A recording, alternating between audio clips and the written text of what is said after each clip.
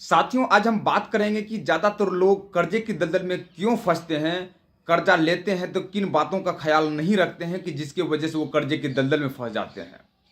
यदि आप कहीं से भी कर्जा लिए हैं या लेने की सोच रहे हैं तो किन किन बातों का आपको विशेष ध्यान रखना चाहिए। ये वीडियो आपकी तीसरी आंखें खोल देगी यदि आप कर्जा लिए हैं या कर्जा लेने के लिए आप सोच रहे हैं।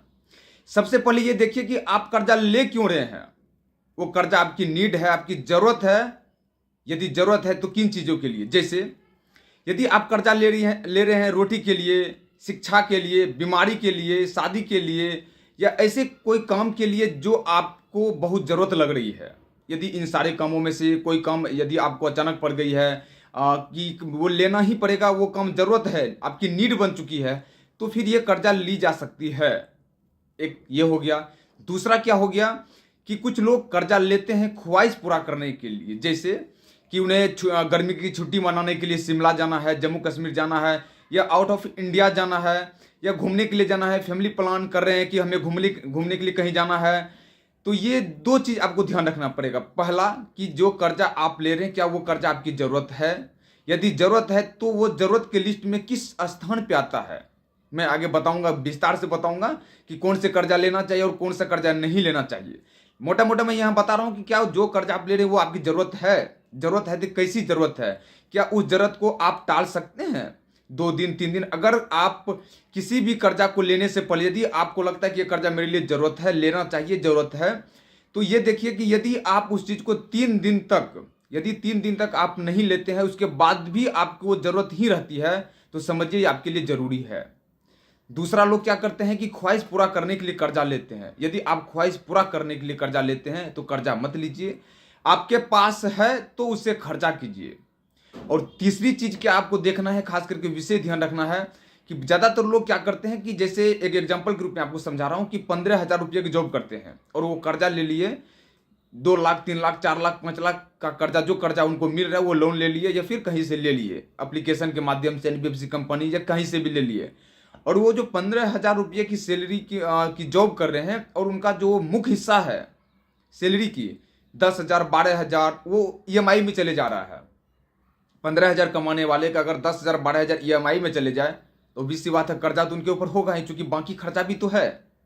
रोटी है, कपड़ा है, शिक्षा है बच्चे का, या फिर घर का बीमारी है, रेंट है, पानी है, बिजली है, बहुत सारे चीज़ है जो कि आपको उसके बाद करना होता है। ईएमआई जमा करने के बाद, ईएमआई आप जमा नहीं करेंगे ऑलरेडी वो आपकी सैलरी से कट जाएगी, या फिर अगर आप प्राइवेट जॉब करते हैं तो आपको देना ही पड़ेगा। आप कोई भी काम धंधा करते हैं आपको ईएमआई देना ही पड़ेगा। तो देखिए ये कि अगर आप कोई भी जॉब करते हैं उसका मुख्य हिस्सा यदि 50% या 50% से अधिक का जो सैलरी है आपकी, यदि वो आपका ईएमआई में जा रहा है तो ये आपको धीरे धीरे करके कर्जे की दलदल में धकेल देगा। क्योंकि 1 महीना 2 महीना आप या 5 महीना 6 महीना तक आप किसी तरह काम तो चला लेंगे, लेकिन धीरे धीरे आपकी स्थिति खराब हो जाएगी और इतनी खराब हो जाएगी कि एक कर्जा को चुकाने के लिए दूसरा कर्जा लेंगे और दूसरे कर्जे को चुकाने के लिए तीसरा कर्जा लेंगे और धीरे धीरे ये कर्जे की जो चक्रव्यूह होता है उसमें आप फंस जाएंगे। ज़्यादातर लोगों को पता ही नहीं चलता है। जैसे एक कर्जा लिया, वो कर्जा 3 महीना 4 महीना 5 महीने तक समय पे वो भर दिए और 1-2 किस्त बाउंस हुआ तो वो किसी और से लेकर के वो किस्त दे दिए ताकि अकाउंट एनपीए ना हो। एनपीए को बचाने के लिए वो किसी दूसरे व्यक्ति या दूसरी संस्था या दूसरी कंपनी से कहीं से भी लेकर के दूसरे इनकम सोर्स से लेकर के आप उनको दे दिए। फिर 2 महीना चला, फिर क्या होगा, पहले का तो ईएमआई आपको भरना पड़ रहा है, दूसरे का लेकर के जो आप पहले को दिए हो दूसरे का भी चल रहा है। अब क्या है कि ये 2-3 महीना तक चलेगा, फिर तीसरा चौथा महीना क्या हो जाएगा कि फिर वो दूसरे महीना भी आप दूसरे व्यक्ति से जो आप लिए हैं दूसरी जगह से वो भी आपको धीरे धीरे परेशान करने लगेगा।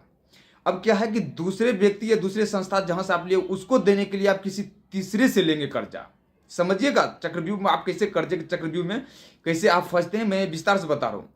फिर दूसरे को देने के लिए आप तीसरे से लेंगे, ये भी सर्कल आपको 3 से 4 महीना तक चलेगा। 3 से 4 महीना जब आप दूसरे को देंगे तीसरे से लेकर के, फिर वो क्या होगा कि तीसरे व्यक्ति भी मांगने लगेगा। कर्जा आपको उतरा किसी का नहीं है, पहले को देने के लिए आपने दूसरे से लिया, दूसरे को देने के लिए आपने तीसरे से लिया और तीसरे को देने के लिए चौथे से। अब क्या है, लगभग 6-8 महीने के बाद आपको धीरे धीरे चारों तरफ से जहां जहां से आप कर्जा लिए सब आपको प्रेशर करने लगा, सब आपके यहाँ तगादा करने लगा, घर पे आपके सुबह शाम फोन करने लगा, आपको, आपके रिलेटिव को आपके घर पे आने लगा, इतना आपको प्रेशर करने लगा कि आपको पता ही नहीं चल रहा है कि आप अब करें क्या। कर्जे के दलदल में आप पूरी तरह फंस चुके हैं। पहले एक कर्जा था, अब फिर उसके बाद 2 हुआ, उसके बाद 3 हुआ, उसके बाद 4 हुआ, अब क्या होगा, धीरे धीरे धीरे धीरे 4-5 कर्जा हो गया।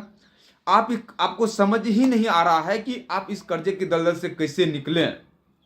तो साथियों, सबसे पहले क्या करना है, पहला कर्जा जिस समय आप लेते हैं वो आपको ध्यान रखना है कि कर्जा जो ले रहे हैं वो कहां से आप चुकाएंगे।